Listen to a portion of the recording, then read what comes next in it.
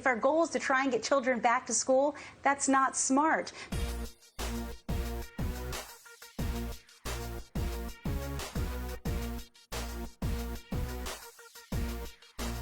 President Trump threatening to move this summer's Republican National Convention from Charlotte, North Carolina, to who knows where, unless Democratic Governor Roy Cooper immediately says whether he will allow attendees to completely fill the arena.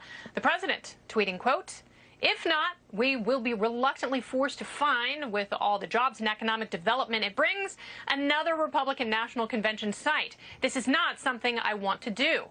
Governor Cooper says data and science will guide his decision on whether the state can hold large gatherings like the convention that is supposed to take place toward the end of August.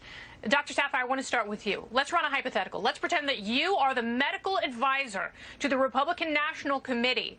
What would you tell them, bottom line it, medically, about having potentially 50,000 attendees for the convention in August? What do you say?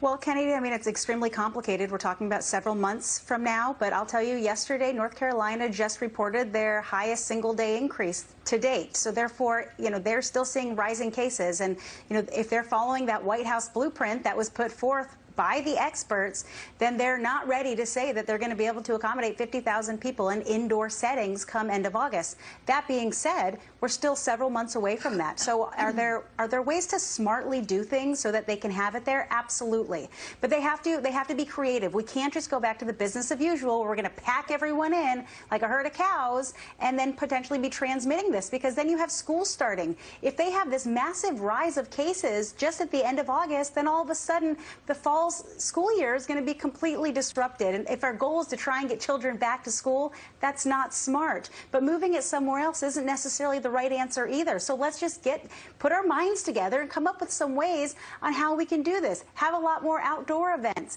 If you're going to be inside, maybe people do need to be wearing face masks. Maybe there will be increased testing. I mean, I'm not sure. There are a lot of variables. There are smart ways to do this to decrease the risk of transmission. But the bottom line is, putting a lot of people in a small area is definitely not good for us right now. It's not for our long-term goal with COVID-19.